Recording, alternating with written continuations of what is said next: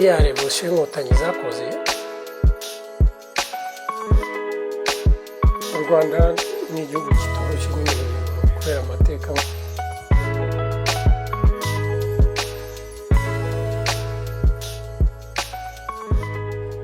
murakaba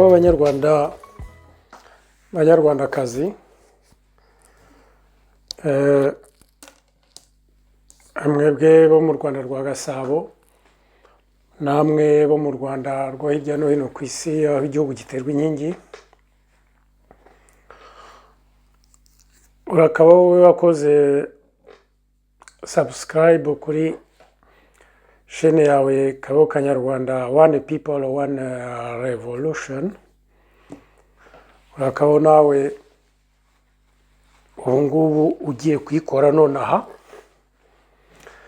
mwembi mbasabye gushyiraho igikumwe nimara gukora izo subscribe mugashyiraho igikumwe ku kiganiro niba mugikunze mukashyiraho za commentaire zo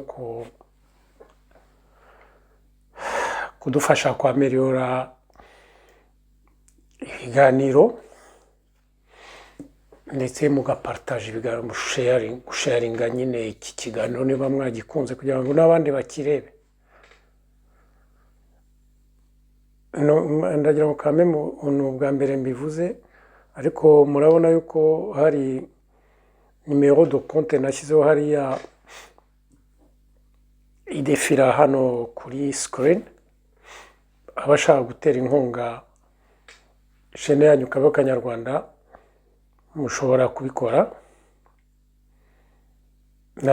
nayishyizeho kubera ko hari abambwiye ko bifuza ko mbikora gutyo ko bashaka gutera inkunga mwayitera ko nanjye byamfasha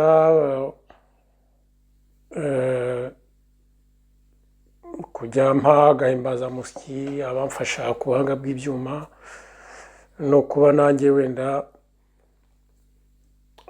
byatuma numva ndi encourage mu byo nkora ko muvuga ko ibyo nkora mu bikunda noneho nkabishyiramo ingufu kurushaho murakaho rero karibu tena kuri Kabo Kanyarwanda kino kiganiro ubundi nta hantu nashaka kugikora soso ariko navuze ko ngikora kuko maze igihe kandi hari ibintu bigenda byiyongeranya za actualité ni ibintu biri guhinduka ku isi no mu karere no mu Rwanda ariko mu kanya hari inama nagiyemo intunguye hanyuma tugeze muri iyo nama za nama nyine muzi z'abanyarwanda baba bati ukabwira uti ariko nimva hano ndajya gukora ikiganiro batewa yafata akantu ntacyo fata akantu ubwo ari akantu nafashe atari kenshi cyane ariko mbese ndamutse ndekonye muri iki kiganiro mwamenya ko ari kubera ku kantu nafashe murabyumva donc mwanya excuse kwa ariko nubwo nafashe navuze nti ngiye kugikora nganiza abantu voilà quoi d'ailleurs ntekereza ko wenda iyo ntagafata wenda ni byiza ko ntagafashe ko iyo ntagafata wenda hari wenda hari iki kiganiro hari byo wenda byari mbese kuba nafashe akantu bigiye wenda bimpaye akanyabugabo kuko aborda ino sujet kamwe ko ntabwo yoroshye d'ailleurs le titre ubwayo nk'uko mubibona ndetse ngo kivumo na mobo ngo Gahutu na Kagarasha ngo ni mukanguke ubwayo murabona ko ari titre mbese iteje amahane ni titre iteje amahane wenda donc akantu nanyoye karatuma ngira akanyabugabo ko kubya borda voilà quoi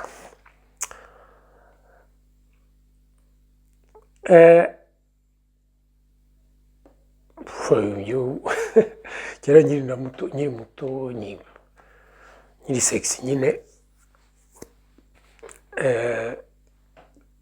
iyo abagore twabanye cyangwa abo twagiranye ubusabane bakunda kuvuga ko nsinda neza, voilà quoi, donc bavuga ngo tu as l'alcool rigolo, ko nasinze ngo mba ndi umwana mwiza ndi imfura. Ubwo rero iki kiganiro ntabwo nasinze cyane, ntabwo nasinze du tout, ariko iki kiganiro ndagikora muri iyo mood quoi, ça devrait se passer bien.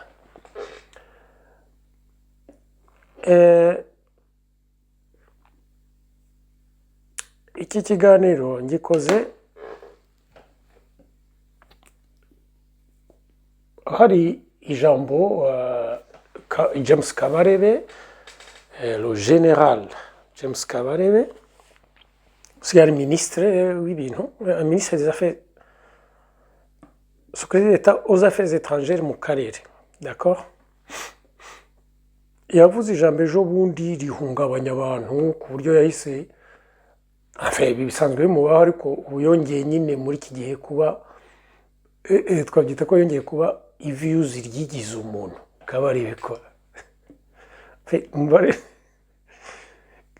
niyaze mu by'iryo ngo murabirenze ibyo nateganije nabyo biraterwa na kakantu nyine nababwiye. Donc Kabarebe ubu bantu ari gutanga amavisi ku YouTube, bari kuvuga kubera rero jambo nyine yavuze. Nanjye rero ko nanjye mbashaka vizu nanjye ndamuvuze, ubwo sinzi impamvu namushyize muri titre. Bon, ikintu yavuze ijambo kamemu ry'interpola, ni ukuvuga ngo abantu baba bati biteye ubwoba gakeya kwa. Yaravuze ati turi mu mahina, ati kandi biramutse bikomeye cyane ntabwo twabona aho duhungira nk'uko twahabonye kera mu mateka ashize, muri za 60 igihe cya revolution ya Gahutu. Ati twahungiye hirya no hino mu bihugu duturanye, atari ko ngo c'est compliqué. Akavuga ati aho ngo koko twahungira muri Uganda batwakira nk'uko batwakiriye, ese twahungira mu Burundi batwakira nk'uko batwakiriye, ese twahungira muri Congo, navuga ati nimurebe uko bimeze muri Congo. Ati twahungira muri Tanzania, yibagiwe kongera ati nyine twahungira kandi tuzi ko Kikwete akiriho kandi dufitanye amasinde, ayo masinde nuva muyazi. Bon, Kikwete nubwo adategeka Tanzania ndetse ngo yaba tumvikana cyane na n'uriya mu presidente, ariko Kikwete arakomeye muri Chama cha Mapinduzi. Chama cha Mapinduzi nko muri Tanzania burya ni ishyaka, c'est un système muri Tanzania, ishyaka rifite ingufu nyinshi kurusha perezida w'igihugu, d'accord. Et donc voilà, akavuga ati c'est la cata. None akarangiza avuga ati ibyo ngibyo birasaba yuko tuva muri ayo, yakwirirwa dushwana hagati yacu, ati tukamenya yuko twugarijwe, yuko amahina turimo c'est un combat existentiel.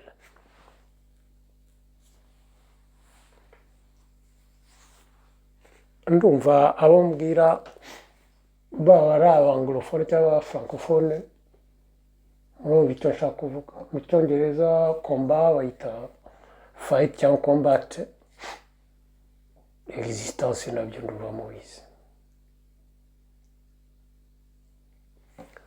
Ni ukuvuga ngo ibyo turimo turabisohokamo neza tubeho, cyangwa turabisohokamo nabi tuzime. Ushobora gukunda Kabarebe cyangwa ntumukunde, nkanjye personnellement simukunda urukundo rugurumana c'est un euphémisme, ariko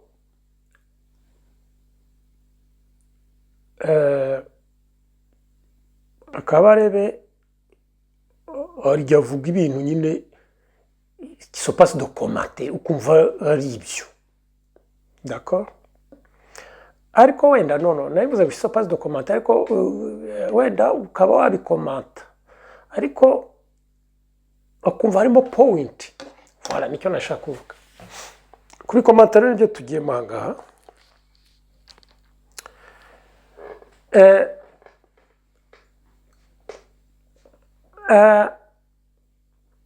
Kabara yavuze ibi bya combat existentiel dans un contexte planétaire ku isi hose hari mode igezweho ya za combat existentiel.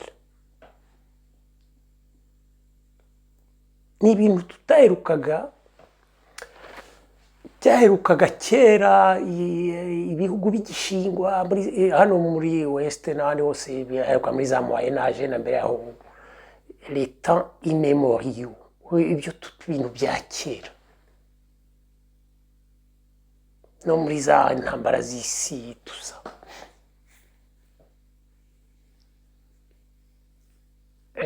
Bakirwanira za peuple zikirwanira kubaho, donc bakirwanira, donc intambara zabaga zisutandu par ibintu bya nationalisme,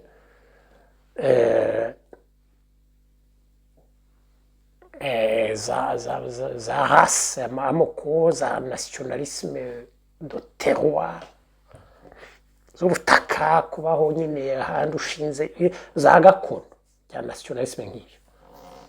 Nationalisme d'ailleurs nibutse yuko nkuko nigeze kwidefinisa, le nationalisme ni idéologie, ni ukuvuga ngo uruhurirane rw'ibitekerezo, système de pensée ifite ikintu ishingiyeho, ingengasi yabyo kiba gihari,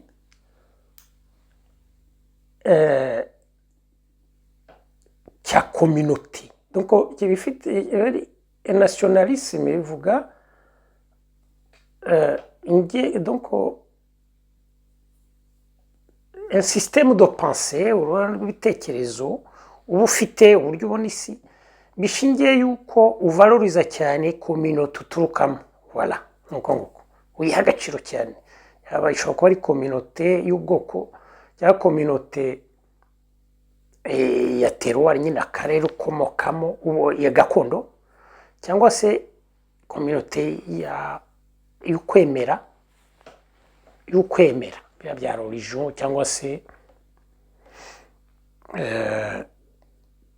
ibintu bya spiritualité kwa. Zino ntambara zishingiye ku bintu nk'ibyo ngibyo zaherukaga kera cyane, ariko ngibyo turimo ni biki? Nuko nko muri Israel par exemple, Israel na Palestine, mbaremvuze, sinizere ko YouTube itazasiba kino kiganiro kubera ko mvuze iryo jambo, ko niko bambwiye ngo bisigaye babikontrola cyane.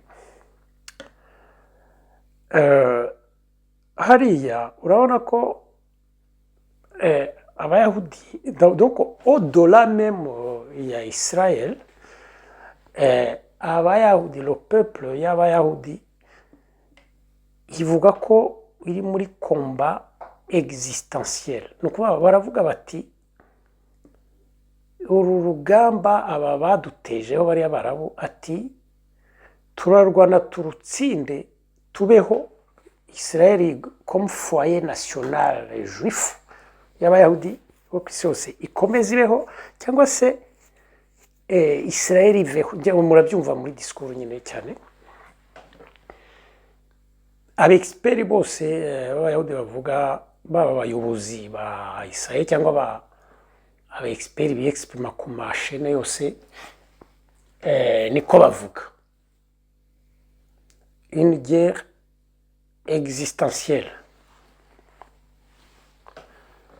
Bariya barabu nabo niko bavuga, baravuga bati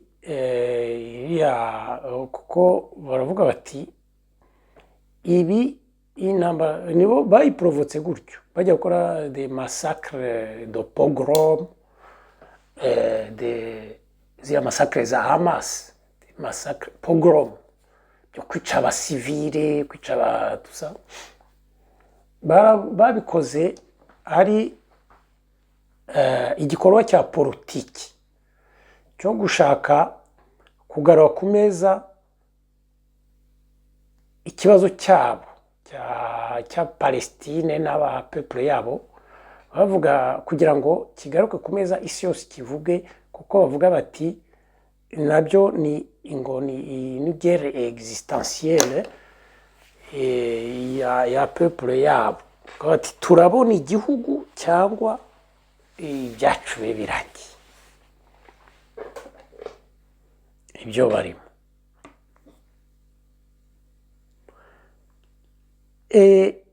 Muri Ukraine Poutine aravuga ati, yatangiriye intambara nawe Poutine avuga ngo c'est une guerre existentielle, c'est ce qu'il dit,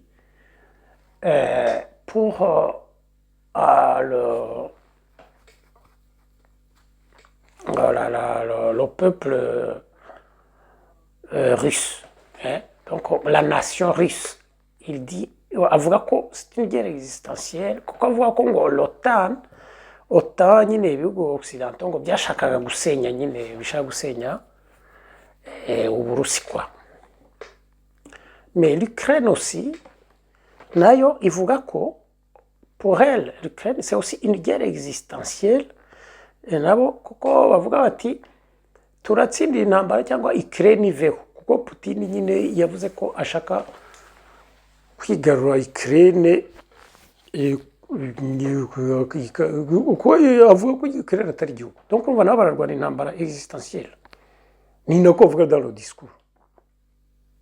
Hari intambara itari yashyuha ariko biri hafi, abashinwa muzi ko bamaze igihe bitegura, ibitwaro bitegura, bamaze imyaka 30 bitegura gukora intambara nabo bita existentielle, iriya yo kwigarurira cya kirwa cya Taiwan. Urabyumva? Kubera ko nkuko mubibona, nuko ngewe nta nabona ni muguma mukamfasha ibyo nabwiye, mugatera inkunga, nzabona uburyo bwo kujya nshyiraho amakarita hano, mbese nge mbikora professionnel kwa. Ariko ubundi ubwo wajya kureba ikarita y'Ubushinwa hariya kuri la Chine méridionale, hari archipel y'uturwa tuturuka hepfo kuri za Philippines tukagera kuri Japan, d'accord, harimo nako karwa nyine ka Taiwan. Iyo archipel y'ibirwa aho ngaho bitari by'Ubushinwa, bituma Ubushinwa butagira access ku nyanja ndende, les eaux profondes, deep sea, les eaux profondes, inyanja ndende aho burenze metero 200 muri deep profondeur, kuko Ubushinwa barabikeneye nabo, kandi c'est un enjeu bavuga ko ari existentiel. Ku Bushinwa bukeneye aho amato yabo manini azajya agenda, ndetse na za sous-marin ziproteje Ubushinwa nucléaire cyangwa z'intambara etc. Ibyo rero ntibabifite, no bikanabapermeta kudevelopa ya projet yabo bita la route de la soie, belt nibagiye ko babyita mu Cyongereza. Ya projet yabo bafite yo kudevelopa ubucuruzi bw'Ubushinwa, commerce, bakadevelopa n'isi yose biciye mu nyanja, cyane cyane mu kirere ndetse no mu butaka. ndumva nageze kubivugaho mu biganiro bya geopolitique ko tuzanabigarukaho. Donc bakavuga ko kuba iriya nyanja batayifite, ariya mazi profonde batayifite, ari un enjeu existentiel kuri bo. Bari prêt yo gukora intambara na Taiwan kugira ngo bayigarure, byaba ngombwa bakangaja intambara na Amerika ivuga ko izadefana Taiwan, bakangaja intambara na ndetse na OTAN etc. Guerre existentielle. Ariko birumvikana ko kuri Taiwan nayo Taiwan yariteguye ibitego kugira ngo murabizi, ifashwe n'abanyamerika n'iki byose, n'izo za Japan n'ibihugu biri mu karere biri alliés des États-Unis, allies nka za Philippines, za Korea y'Amajyepfo, na Vietnam ngira ngo, na za Cambodia etc. na Australia yava. Urabyumva? Muri l'Arménie, igihugu cyitwa Armenia kiriya cyegeranye na Turkiya n'Uburusi, noneho kikaba gihana imbibi n'ikindi gihugu cyitwa Kazakhstan. Hari intambara ibera mu karere kitwaho Karabakh, aho Kazakhstan ivuga ko ari ahayo, noneho Armenia nayo ikavuga ko ari ahayo. Armenia ni agahugu gatoya, ikeneye ubutaka n'iki byose, nayo bo bavuga ko nabo bari mu ntambara existentielle, kuko Kazakhstan ni igihugu nyine gishyikiwe na Turkiya kandi nacyo gikomeye kurusha Armenia. Niba hafata bavuga ko bazakora un corridor icamo mbese Armenia izasigara ari akantu k'agakorogoshwa kitakiri igihugu kigaragara. Abo urumva kuri Armenia ni intambara existentielle.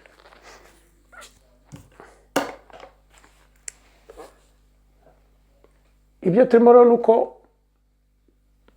intambara ya M23 irwana hariya nayo, uzi ko M23 bavuga ati turi abanyarwanda b'abanyekongo, batudeniya nationalité, bakavuga ko tutari abanyekongo guhera muri za 60 gutyo, bahora discrimina, batwostraciza yuko bavuga ko ngo turi abanyekongo kandi turi abanyekongo. Ati ntidushobora kujya kuba mu Rwanda ngo kubera ko tuvuga gusa ikinyarwanda, ntabwo ari twe twakase imipaka, kandi ngo tube ngo tugende mu Rwanda kuko ntituri abanyarwanda, kandi u Rwanda ruruzuye rurimo miliyoni 13. Impunzi zacu ziriyo zijya ku 80 zibaho nabi. Nishobora kujya muri Uganda ko si igihugu cyacu. Batangaha no gupfa no gukira, c'est une guerre existentielle niko bavuga. Urabyumva? Ikintu cyabaye extraordinaire gituma Kabarebe yaravuze biriya, nuko Tshisekedi yakoze un coup de force idasanzwe y'ubuhanga bwo mu rwego rwo hejuru. Ariko ubuhanga bwe suko ari umuhanga, nuko turi idiyo twebwe je vais t'expliquer, nuko turi ibicucu. Tshisekedi iyo ntambara y'abanyarwanda b'abanyekongo baharanira uburenganzira bwabo, yakoze uko ashoboye ku buryo yarangije arimo abigeraho, arimo abigeraho kuyihindura une guerre rwando-rwandaise. Donc yigize intambara y'abanyarwanda hagati yabo. Urabyumva? N'iriya manœuvre mwabonye yakoze vraiment y'ubuhanga burya ni nka birya nahoze ngo Kabare wamukunda mukunda harya avuga ibintu biri byo. Tshisekedi wamukunda mukunda ahangaha yakoze manœuvre extraordinaire, kuko yarabaje avuga ko M23 ati ibyo nta revendication bafite, ntacyo bavuga, abanyekongo ntabwo ari byo barimo, atabwo n'u Rwanda. Urabyumva? Arabanza arinsita cyane, insita kuri ibyo, bigenda bicengera buhoro buhoro mu banyekongo ndetse no mu bantu batari abanyekongo ariko bari bumva iyo disikuru kubera ko badakunda u Rwanda cyangwa kubera izindi mpamvu. Byumvikane ko M23 bien sûr ishyigikiwe n'u Rwanda, ishyigikiwe na Uganda. Ibyo nabyo ni secret de polichinelle, ngenda bivuze sanangaje kama ishyigikiwe n'u Rwanda ndetse ishyigikiwe na Uganda, nanjye ndashyigikiye. Kubera iki ko turi n'abanyarwanda kwa muri Uganda, donc ni Museveni tusa ni proche y'abanyarwanda, ni abahimare proche y'abanyarwanda, donc tushyigikiye M23.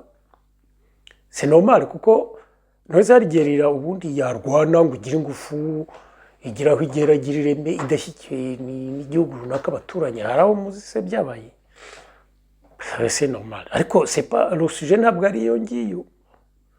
Le sujet nicyo irovandika kuvuga ngo iki kintu sosi usora burya se ntacyo bivuze. Nta muntu ujya kutegeka adashyigikiwe cyangwa nta komba ibidashyikiwe, ahubwo iyo kuyapresentisa kuri ibyo nturebe icyo barwana ukavuga ngo bashyikiwe na kanaka, ni manœuvre. Iyo manœuvre rero ni manœuvre iri fake, ariko iyo umuntu ayigezeho aba ari umuhanga cyangwa se aba yaprofise ubuswa bw'abandi. Ibyo rero nibyo Tshisekedi arimo ageraho, ndavuga muri milieu zimwe na zimwe z'abanyekongo, donc n'izindi z'abanyamahanga ariko zifite des raisons objectifs zo guhangana no kwanga u Rwanda. Ibyo bigeze none harangije kuvuga ko nyine M23 icyuka ko ari u Rwanda, arangije adekarara officiellement, nibyo ariko yabivuze officiellement, ahora bimartora no muri Nations Unies tusa ko ari u Rwanda. None adekarara officiellement yuko agiye gushyigikira, ashaka gushyigikira abanyarwanda barwanya ingoma ya Paul Kagame, kubashyikira ngo bamuhirike, abivuga ouvertement.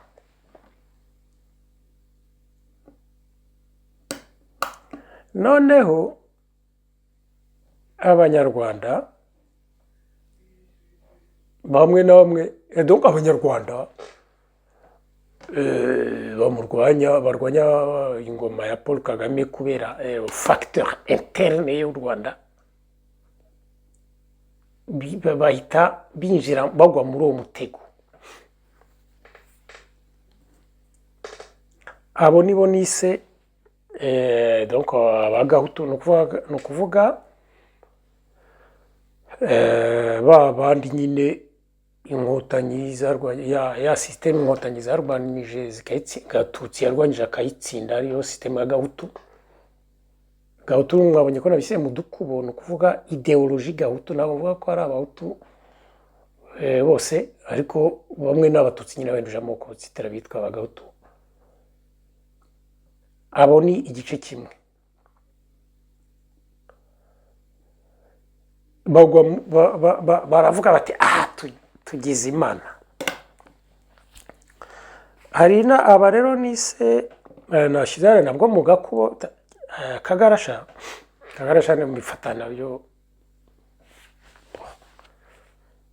nabise mu gakubo ko biragoye kubidefinisa, ariko hanga ndagira ngo mwisegure. Jewe Sylvestre sinshobora kwita umuntu runaka ikigarasha, sinabikora. Jewe hari umuntu wazanye iryo jambo afata abantu runaka abakategori, ndaza kuvuga bari babo bantu abakategoriza biti ibigarasha. Nguwo uriya mwami w'u Rwanda nyine witwa Paul Kagame yabivuze ku mugaragaro baza ari muri parloma. Sinshaka kuvuga ko yadekonye, njyewe sinabivuga, ariko sinvuga ko yadekonye, yabivuga ko nta mwami udekona, s'il vous plaît. C'est pas rigolo. Donc navuze ngo nshobora kuryongomora ko inzoga, ariko hari igihe hari ibintu bitaryongomoreka niba wanyoye iza yose. Bo hasi ndyo ndi siri.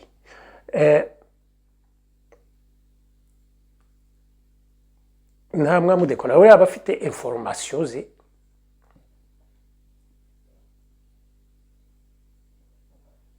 afite information nge ntafite, nk'umwami uyobora afite n'ibindi za iki byose, noneho akafata groupe runaka akavuga ati uko nge mbibona nk'iki byose aba bisi bigarasha, wenda akumva harimo na message. Oui, akumva harimo na message muri kwitabana ibigarasha, burimo message wenda kubwe nk'umwami avec son référentiel nge ntafite, hakuva hari message ataze haba kuri abo akarakterije cyangwa n'abandi bababona. Ibyo rero voilà, abo rero yise bigarasha ni abatutsi bafatanije nawe muri revolution yo guhirika systeme ya Gahutu, nyuma akaba konsidera ko batatiye cya gihango kigeze kuvugwa bagikirwana, uko bavuga igihango bati turi umuryango uzatatira igihango azacibye igitwe nk'abandi bagambanyi bose. Buriya wenda kubita ibigarasha ni uburyo bwo kuvuga ati sinabaca umutwe ko nyine byo byararangiye, ariko mbese ni nko kubaca umutwe de manière, kubatema ijyanga de manière symbolique. Voilà, njye nuko mbyinterpreta. Ibyo rero niwe nibye cyane cyane ko nyine abo bantu we abazi kundusha, bakoranye revolution nge sinarigirimo. Niyo mpamvu nashyira entre guillemets, ariko urumva ko mari groupe identifiable. Ngewe nk'umusociologue ngise kagarasha nyine ko mwumve koko bafite iyo ideologie ko ari abo. Bon, ubwo doko Gahutu navuze ko ari babandi baporta ideologie ya Gahutu guhera muri 1959. Kagarasha ni abangaba nyine nkuvuze haruguru. Kagarasha arabahunze, we yavugaga bahunze bariyongera, ariko no mu gihugu buriya hari abantu bari b'abatutsi n'iki wenda bo batinya kuvuga cyane ko bari mu gihugu, ariko bari muri iyi démarche ya Kagarasha. D'ailleurs hari abajya mu gihugu biexprima bakagenerwa ibyo umwami yumva ashaka kubagenera. Aba rero bahise bavuga bati Gahutu bakagarasha ati Tshisekedi ni kimwe arababonye, Gasana twamushyira muri kategori y'ibigarasha. Gasana Eugene yagiye kubona na Tshisekedi, ba Gahutu muri FDU bo muri ba Padiri Nahimana birwa bavuga ko nyine babonanye na Tshisekedi, nubwo ngiye mvuga ko batabonanye, ariko kuva Padiri Nahimana avuga ko abonanye na Tshisekedi agashyiraho ifoto akavuga mu biganiro byose, ndetse akadekirivuga ikiganiro imibonanire uko yagenze, yangiza akabivuga mu Gifaransa kuri kagashani wa muzungukazi ujya umweteroja niba ari umwarabukazi w'umufaransa kazantwa mu Gifaransa, kavuga ko bananye Tshisekedi, kavuga n'ukuntu baganiriye n'iki byose n'ukuntu yamubonye. Noneho yakora ibyo za service za Tshisekedi bareba communication gouvernement ntibabinyomoze, donc ubu dufata ko bahuye kuva bahuye kandi na mbere uko bahura tuzi ko Nahimana perspective ye abivuga avuga ko ashyigikiwe kurwana ibyo kurwana abishyigikiye ndetse ejo bundi yavuze ko abaye umugabo w'ikirenga w'ingabo etc yazana n'abofisiye bakavuga ibyo kurwana bakavuga iby'ingabo voilà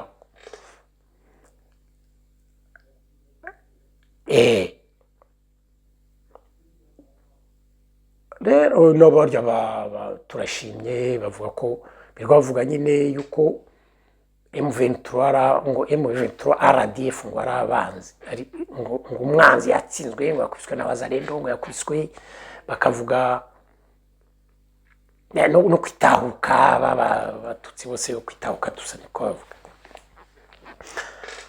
mbo rero ni ukuvuga ngo ibyo turimo nuko u Rwanda yaba M23 dushyikiwe n'u Rwanda n'abanyarwanda bumva l'enjeu nkanjye bumva l'enjeu ibyo turimo kuko nkonsidera nabivuze mu biganiro byose nakoze bya Kivumo na nkonsidera yuko u Rwanda kuba turi mu kayaga kangana kuriya turi 13 nta mutungo dufite nta ku nyanja tugana nta biki byose dufite yuko kurwanira kuba twabona profondeur socio-économique ku butaka runaka budukikije igihugu icyo ari cyo cyose ko ari une guerre existentielle nka considera yuko kuko tutabibonye afite u Rwanda rwazima akurwa mu interme u Rwanda rwazima niko mvuga ariko jewe ndabivuga me abatabivuga bemeri ibingibi ni benshi cyane mu Rwanda no hanze n'ahantu tusaba évidemment Perezida Paul Kagame ntabivuga nk'uko mbivuga ariko nawe wabyemera gutyo kuko atabyemera gutyo yaba ari idiot kandi unamwami abayobozi bo mu Rwanda babyemera gutyo niyo mpamvu bashyigikira M23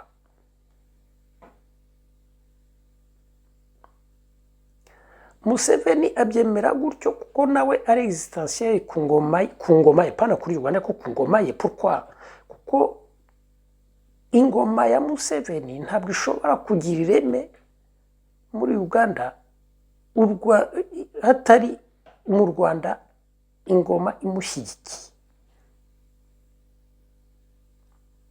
ntabwo bishoboka kuko ni nabo banyarwanda bamushyize batumye afata ubutegetsi ni nabo batuma atinywa ni muri Uganda n'izindi communauté baganda ari biki byose donc nawe nabwo u Rwanda ruzimye yaba nawe azimye donc kuri nawe kuri we M23 intambara c'est une guerre existentielle kuri Museveni no kubahima n'abanyankuri n'abafumbira voilà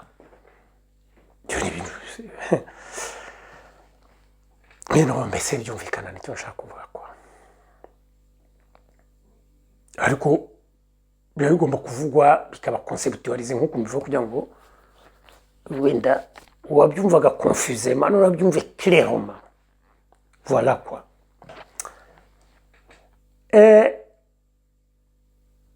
alors kuba ikindi rero ngira ngo mvuge est-ce que ushobora kuvuga uti n'existant nabonye nyine batureshi nyine abantu bamwe namwe bavuga ngo voilà ngo Kabarebe yemeye yuko ngo agatsiko ngo kari mu ngo kagoswe ngo ari ibintu ngo ari existentiel kuri komiki no ni existentiel ku banyarwanda bose nk'uko nabivuze mu kiganiro ndetse gukora na Ruhashya,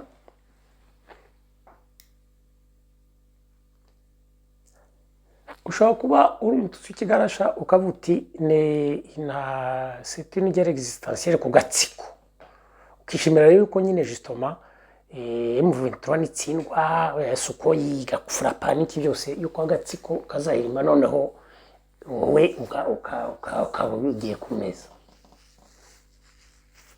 Ushobora kuba uri gahutu hano hanze n'iki byose ukavuga uti c'est une guerre existentielle ku batutsi, ukavuga uti biriya Kabarebe yavugaga ni abatutsi ko bateje akavuyo muri Uganda mu bundi mahano hose ko ntaho babona hongira, noneho ukifuza ko justement bibaho bakabafurapa, noneho bakabura naho bahungira nyine ukanabekraza hariya, noneho ukavaza ko ngo Tshisekedi agushyikiye tuza.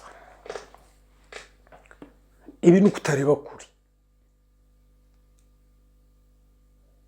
Umuntu wese ufite ubwenge bukora azi neza ko ubwenge bukora mu bare nuko nikakananyo y'ubwo abantu bose bafite ubwenge bukora afite. Okay, ndabona navuze ninde ko nawe tuza. Umuntu wese ukora effort yo gukanura amaso akareba ibyo turimo azi neza yuko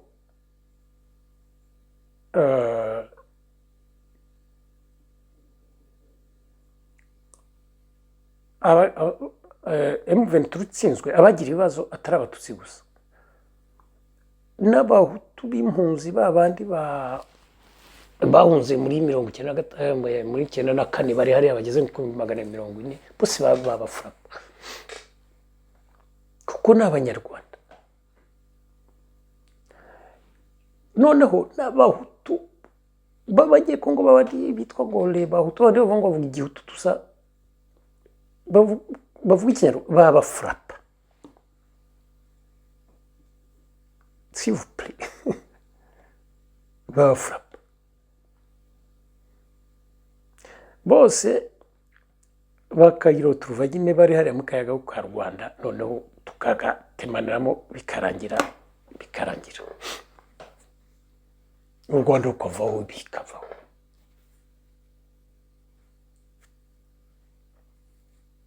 Ndavuga iyo scenario, heureusement iyo scenario wenda ndahita mbijya none ikiganiro tunakirangize. Iyo scenario ntishoboka. Igishoboka ahubwo ikizashoboka kandi vuba aha muzayibona ko sindagura ndagena ndumva bizwe, nuko aba baguye muri umutego oko kujya muri iyo jeu ya Tshisekedi aribo bagahutu n'aba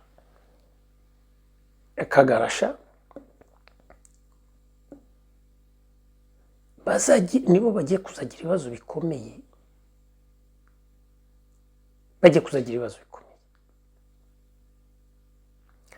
kuko Rogade kuva babijyamo dore ibyo Tshisekedi yagezeho. Tshisekedi yagezeho nyine intambara yigira Rwanda ndetse mwabonye iby'amanevure yakoze iteye ubwoba y'ubuhanga ndavuga a court terme, kuko a moyen terme nyine bizamugaruka, nuko yespera ko bizamarisha, nibitamarisha bizamugaruka, nimarisha ariko azaba yarakoze ikintu gitego. Donc Tshisekedi yaparvonye iriya ntambara kwigira intambara y'Abanyarwanda hagati yabo. Donc urabona bari bose yamagaye barokrise, donc FDR yongeye irabyuka none irarokrita bari abantu muri FDU bakabikora nyine bavuga ko ari ibanga, ariko tuba tubizi nyine bagiye ngiyo bagakora ibiki byose bya FDU nyine bakora ibintu bya politike byandi bakoze byo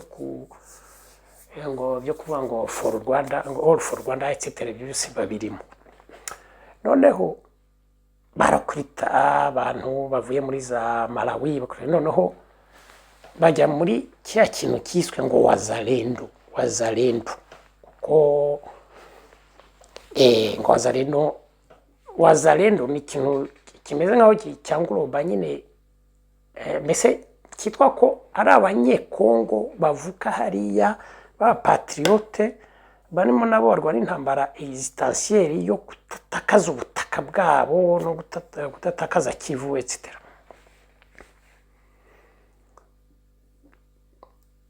ariko ba wazalendo impamvu bizaba rero umutego nuko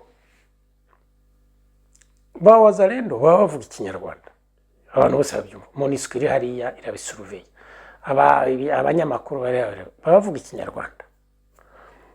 Donc ni ukuvuga ngo ni abanyarwanda kwa ba Gahutu na ba Kagarasha etc. bavuye hirya no hino no muri Kongo no hirya no hino muri za Malawi n'ahandi hose. Noneho wenda bari appuyé par za peuplade zimwe za hariya babashe kumanipira ngo abanande n'ibiki byose tuza. Bakaba bari mobilize kuko Tshisekedi niko yabishatse kuri ideoloji yo kurwanya abatutsi, ko bavuga ko M23 ari abatutsi bashyigikiwe n'abatutsi bo mu Rwanda etc. Mbo bavuga ikinyarwanda, niyo ejo bundi bashatse kwinjira hariya kuri Petite Barriere bakajya bavuga ikinyarwanda bakaririmba mu kinyarwanda etc. byose iyo no record. Ikibazo rero nuko bariya ba wazalendo nkuko bigenda muri ibyo byose, iyo leta yapuye kuri za milise, nuko za milise ziragoye kuzikontrola. D'abord wa milise tuvatiye wazalendo en l'occurrence ni multiforme, yuzuyemo abantu baturuka ahantu hatandukanye. Hari abo Bahutu, harimo abo batutsi wenda ba Kagarasha bamwe namwe, harimo abanande, harimo Abahutu b'abanyekongo bavure bavuga igihutu, hari Abahutu ba FDLR, harimo ibiki byose biravanze. Noneho kandi ntabwo ari abasirikare babaye entraîné ngo habe ikintu cya cohesion ngo bagire une structure de commandement unique etc. Donc n'abantu tumoma bashobora kuderapa bakadekona, kandi bakora ibintu par exemple kudekona vuga baderapiye bakora nka massacre, bakica nk'abatutsi hariya bakora za massacre cyangwa za pogrom. D'ailleurs bavuga ko bagiye muri camp de réfugiés y'abatutsi bari bahungiyemo réfugiés internes, bagiye ngo yitwa Bwiza, noneho ngo bamasakira abatutsi etc. Rero bazongera bakore n'andi makonori nk'ayo ngayo. Ibyo ngibyo bikazirotuna contre la stratégie ya Tshisekedi, kuko bizagaragara yuko bihe une justification justification yiyongereye kuri za revendication za M23. Noneho mu byo yarovandikaga ivuga ko irwana uburenganzira rwa rwandofone wa de l'Est etc. Yongereho noneho ko irwanya pogrom na genocide anti-tutsi. Iyo ni disikuru yumvikana cyane cyane muri bihe turimo nk'ibingibi by'Abayahudi nyine barimo bavuga bati massacre, Hamas ikazigakora des massacres de civils etc. Donc urumva bijyanye n'ibingibi. Hamas nayo ni milice nka wazalendo. Mbo habe justification y'intambara yongeye ku zindi bari bafite, kandi hari abatemwe, hari yase iri temwe yabyo testimony witnesses, hari MONUSCO etc. Justification ikabe irabonetse yongeraho yuko noneho M23 ari inigeri noneho existentielle ko barisike no gushira kubera za masakre. Ibi kandi bikaba M23 ifite rapport de force militaire, yaba M23 yaba u Rwanda yaba Uganda, alors bafite le rapport de force militaire uko ari batatu bafatanyije. Icyaba limitaga ni ibyo byo bati tutabakondane, batavuga ngo Goma twayifashe, yaba impunzi zahunze nyinshi cyane, ariko barwana bavuga ati turashaka guhagarika za masakre. Urabyumva, n'ibyo byo kwirukana za miliyoni muri Goma abantu bavuga bati birumvikana.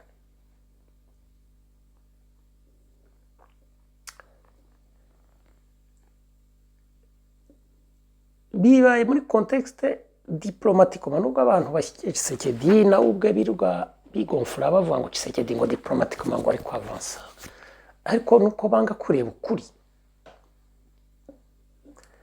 Ubu ngo ndimo nkuvugisha kuva M23 yatangira kurwana, Tshisekedi yatangiye kuvuga ngo shyira u Rwanda, nta gihugu na kimwe mu bihugu 9 bikikije Kongo cyari cyakora une condamnation y'u Rwanda kurusha M23 officiel, nk'umuperezida arabivuze cyangwa guverinoma nta na kimwe. Nimukimbwira ubwo nzaba nabyibagiwe. Union Africaine ubwayo ntirabikora.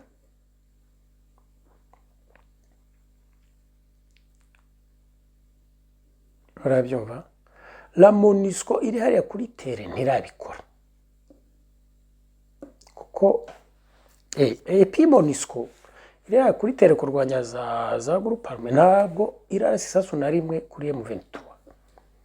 EAC yazanye ingabo hariya ntirarasa isasu na rimwe kuri M23. Urabyumva, abarundi bari kubigerageza ko ku giti cyabo bitari dans le cadre de l'EAC, ibyo abarundi wenda n'indi suye nshaka kwitindaho, nabo bari kubigerageza, ariko M23 nyine ubwo nabo kubera ko batashobora kurusha ingufu u Rwanda na M23 na Uganda, bari abarundi bazakubitika niba batabihagarika vuba uwo mukino barimo.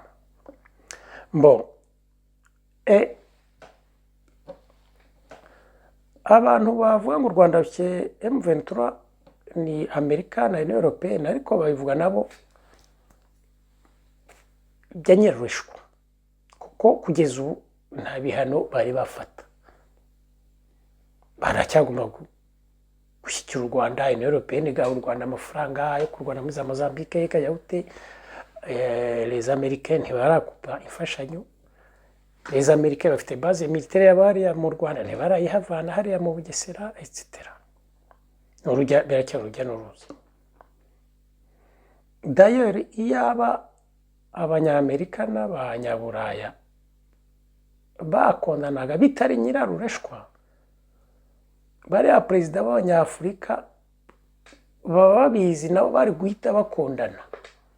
Kuba batakondana u Rwanda nuko bazi ko abo bazungu ari nyirarureshwa nyine. Union Africaine kuba itakondana u Rwanda nuko bazi ko munsi y'ameza abazungu bavuga ati dushyigikira u Rwanda n'intambara ya M23. Nta ibyo byose.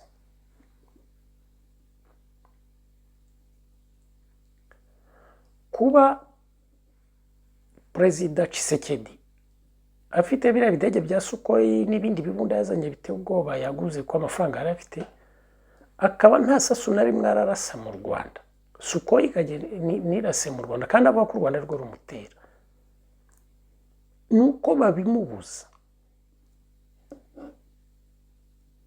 Abanyamerika babimubuza, iyo Union Européenne ikabimubuza etc. Urabyumva, ushobora no kujya kure niba ubishaka. Umunsi Tshisekedi yatinyutse n'ingabo ze cyangwa se na Wazalendo bagatera u Rwanda, noneho bayitera wenda bagakoresha za moye, bakagira ingufu kurusha n'ingabo z'u Rwanda, tuvuge ko ibyo bishobotse, bakavansa bakabagira nko mu Ruhengeri. ziriya ngabo za Amerika zakwinjira mu rugamba, urabyumva, zakwinjira mu ntambara zikarwana.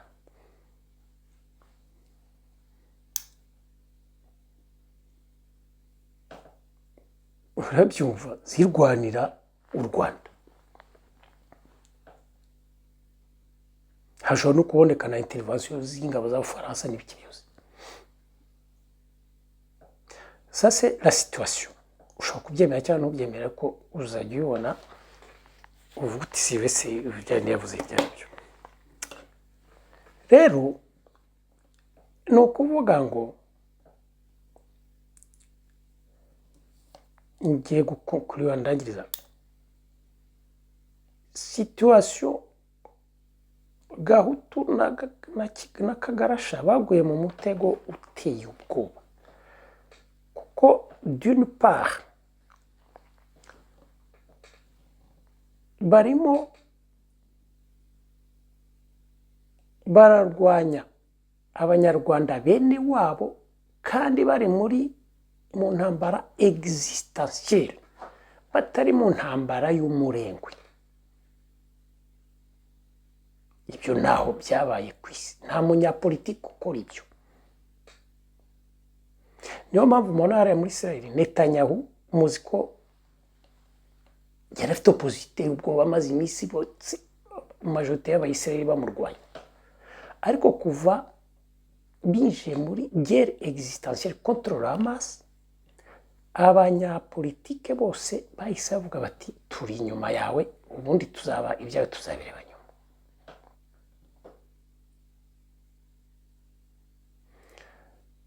Bo bashobora no kwipermettre luxe même wenda yo kuba bamushyira ku ruhande bagakomeza intambara, ko bafite ingufu cyane zirenze.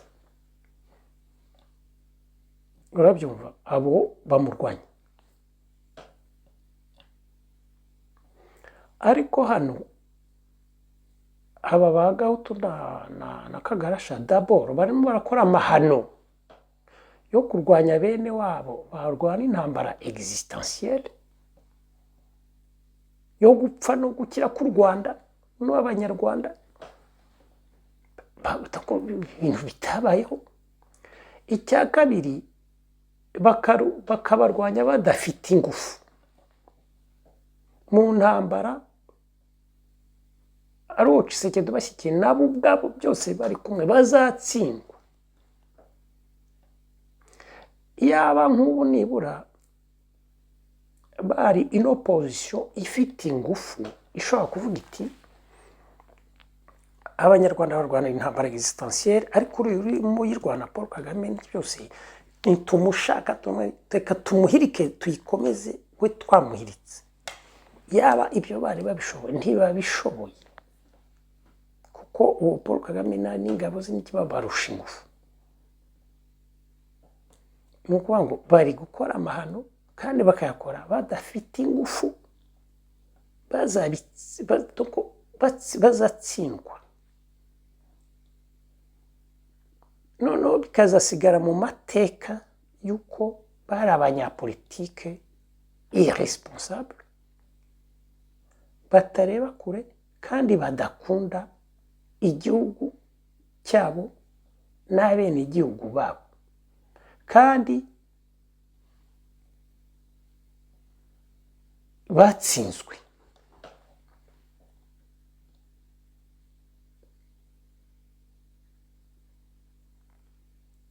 Urabyumva?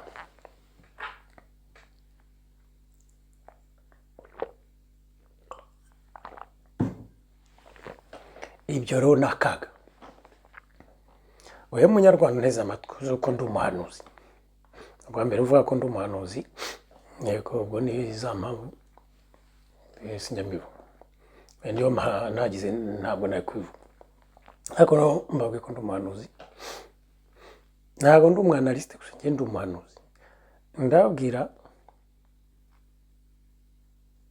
munyarwanda unteze amatwi, va muri ibi bya Gahutu n'ibya Kagarasha. Ndashaka kuzakora ikiganiro uretse n'iby'intambara ya Kongo n'icyo baguyemo mu mutego. turebe ubundi Gahutu na Kagarasha ubundi les chances bafite memo muri politique muri le facteur interne y'u Rwanda yo kugira ikintu bageraho ni iyihe. Muri akabaro ndabashimiye naho ubutaha.